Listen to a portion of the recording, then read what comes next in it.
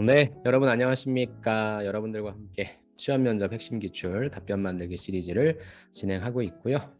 오늘도 핵심 기출 어떻게 대응하면 좋을지 한번 알아보도록 하겠습니다. 정답은 아닙니다. 구조만 좀 말씀드릴 테니까 여러분들의 힌트 얻으시고 여러분들만의 답변을 만들어 주시면 더욱더 좋을 것 같습니다. 자, 오늘 질문은 어려운 겁니다, 이거.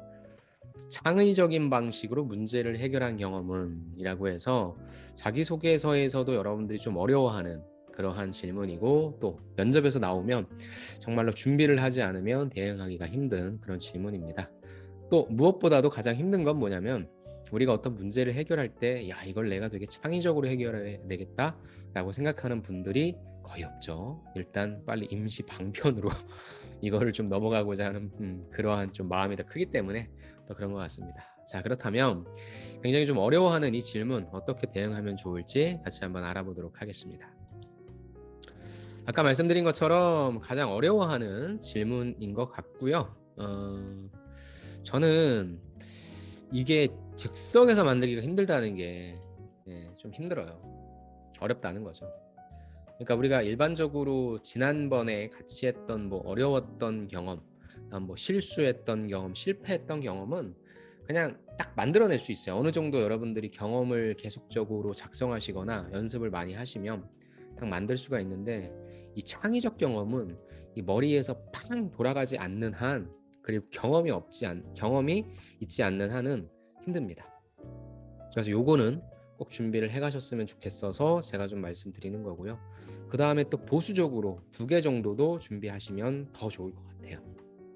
즉, 예전에, 그러니까 뭐 지금도 가능성이 있긴 한데, 삼성그룹에서 창의성 면접 보잖아요. 그러면은 항상 나오는 질문이 뭐냐면, 그럼 우리 지원자분의 창의적으로 문제 해결했던 경험, 그거 좀 얘기해 주세요라고 합니다. 왜냐면 창의성 면접 자체가, 저는 창의성 면접이라고 안 그러고 토론 면접이에요.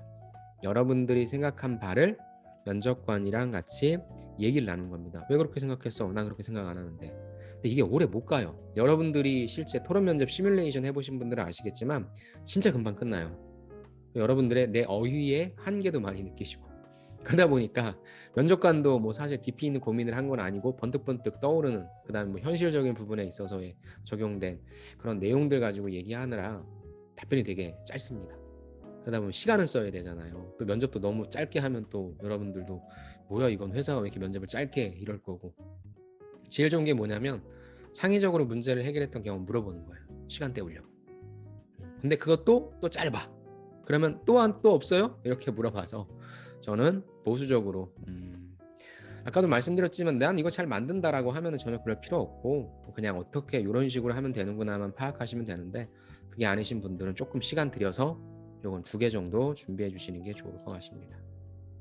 그렇다면 여러분들과 함께 먼저 좀 생각해야 될 건 뭐냐, 그럼 도대체 창의적인 방식이란 게 뭐냐, 어떤 걸 원하는 거냐라는 건데, 이것부터 알아보면, 일단 창의적이라고 하는 것은 우리가 일반적으로 생각했을 때는 무에서 유죠. 즉, 없는 것에서 있는 것을 만들어내는 것을 창의적이라 생각하는데, 우리가 무슨 진짜 개발자, 물론 연구 개발에서의 그 개발, 그런 거라기보다는 뭐 발명가 이런 것도 아니에요. 즉, 기업에서 여러분들이 가셔서 하실 건 뭐냐면, 바로 유에서 저는 더 나은 유를 만드는 작업이 바로 창의적인 문제 해결 방식이라 생각하고, 이건 다시 말해서 뭐 하는 겁니까? 개선하는 겁니다. 그러니까 여러분들이 해당 직무에 왜 갑니까? 그 직무는 누군가가 하고 있어요. 그리고 여러분들 옆에 있는 경쟁자도 할 수 있어요. 근데 회사가 여러분을 뽑는 이유는 뭐예요? 여러분들이 조금 더 효율적으로 잘 개선할 것 같아서 그래요. 아니면 이건 누구나 와도 개선을 하는데 여러분들이 조금 더 효율적으로 할 것 같아서 그래요. 효율적으로 한다는 게 뭐예요? 시간이나 비용을 줄이는 거겠죠. 시간이나 비용을 줄이려면 어떻게 해야 돼요? 기존과는 다른 방식을 생각해야 되겠지. 그러니까 뭐가 필요한가요? 개선이 필요한 거. 그래서 개선했던 경험이라고 물어보는 경우도 있고, 창의적으로 문제를 해결했던 경험이라고 약간 포장해서 물어보는 경우도 있습니다. 그러니까 거의 99.99%의 직무가 창의적 문제 해결에 대해서 묻는다라고 하면 여러분들이 어떤 경험을 생각한다? 개선했던 경험을 생각하자. 조금 더 다른 방식으로 일을 했던 걸 생각하자. 그걸 생각해 주시면 좋을 것 같아요. 조금 더 쉬워지죠. 그래서 자소서 쓰실 때도 창의적이라고 해서 무에서 유가 아니라 이런 방식이 있었는데 내가 다른 방식을 접목시켰다.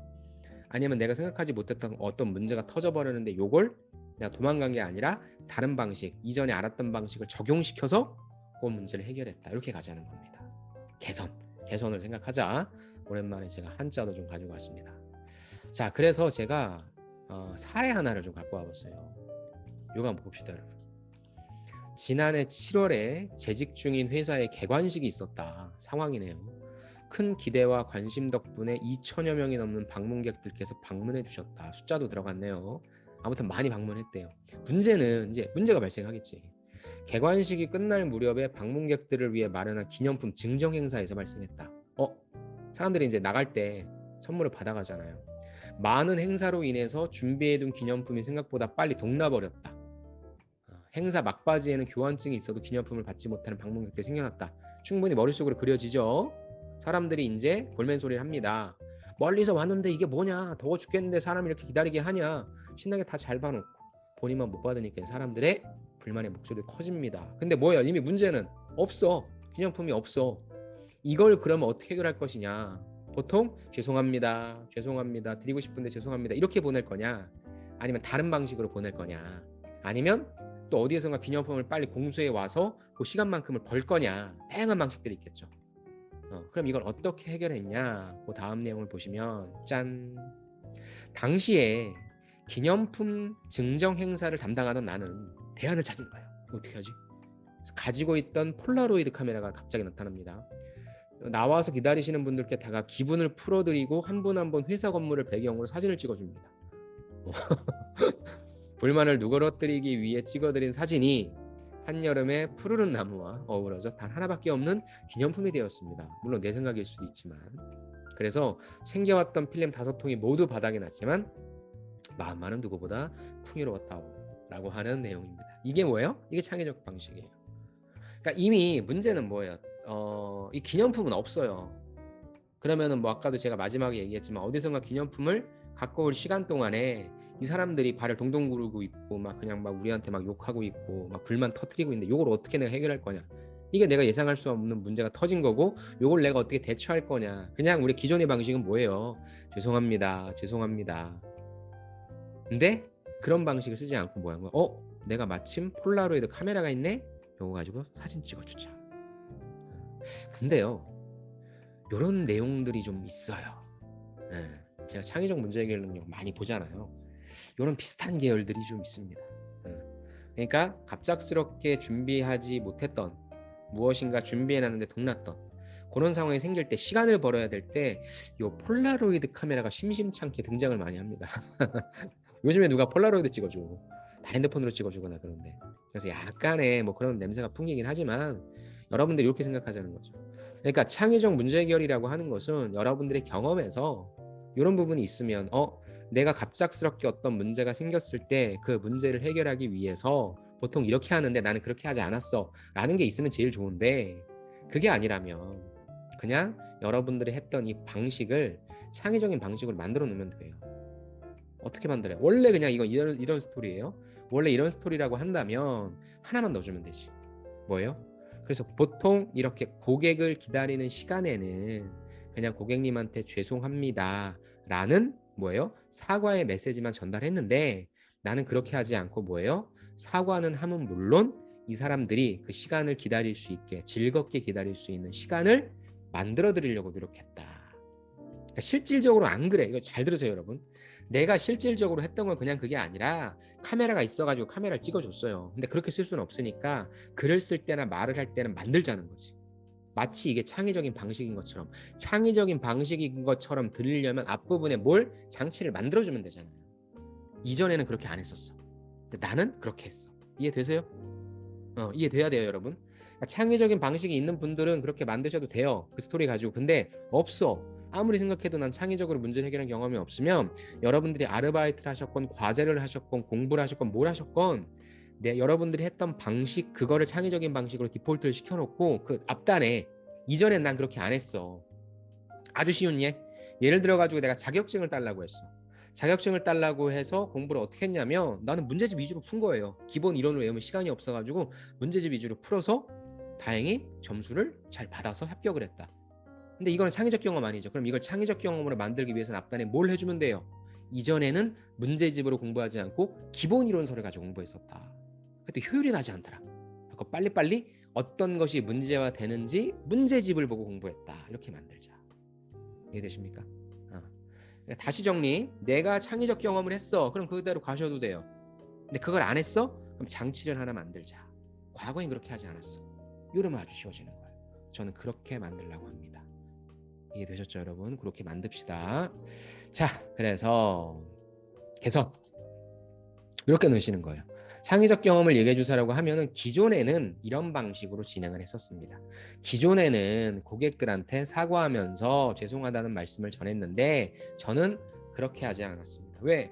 고객들이 계속 불만을 갖고 가니까 아니면 내 점수가 안 오르니까 어떤 한계가 있었어. 그러면은 이 한계를 뛰어넘어서 조금 더 효율적인 방법은 무엇일까 고민을 했었고 그래서 나는 사진을 찍어주자.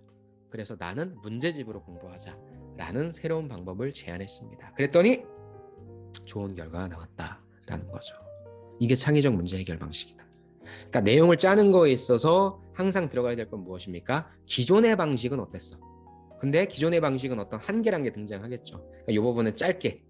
기존에는 고객들에게 죄송하다는 말씀만 했지만 이는 고객의 불만을 더욱더 뭔가 가중시키는 아니면 고객들이 그냥 더 뭐라고 할까요? 실제 불만을 해소하지 못했었다. 그래서 이걸 해결하기 위해서 나는 사진을 찍어줬다.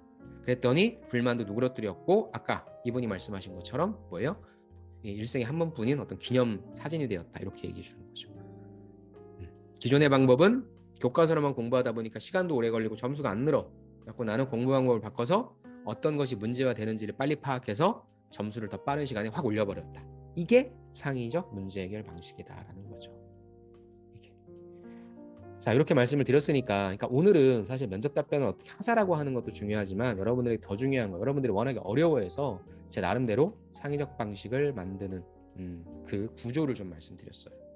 아셨죠? 그래서 이렇게 하시면 여러분들이 창의적 문제 해결 방식에 대해서 좀 대응하실 수 있을 거고 하나만 더 갈까요? 그러면 진짜 중요한 건 뭐냐? 우리가 경험에는 어떠한 메시지를 전달한다는 게 중요하다고 했잖아요. 그럼 평가자한테 뭘 전달해 줘야 되냐?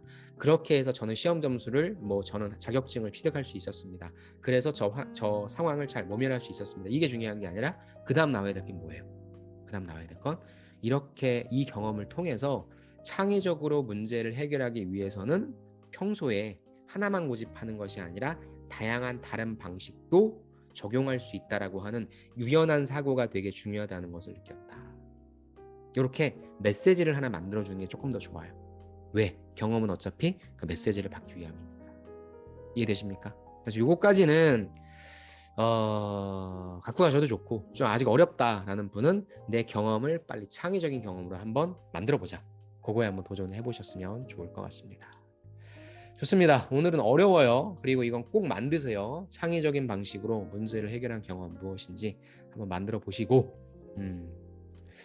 그 내용이 잘 만들어진다라고 한다면 메시지까지 한번 좀 만들어 보자라는 말씀까지 드려보고 싶습니다. 좋습니다. 어려운 내용이니까 이해가 좀 안 되시는 분들은 다시 돌려서 한 번 더 보시고요. 저는 다음 시간에 또 다른 질문으로 찾아뵙도록 하겠습니다. 오늘도 수고하셨습니다. 감사합니다.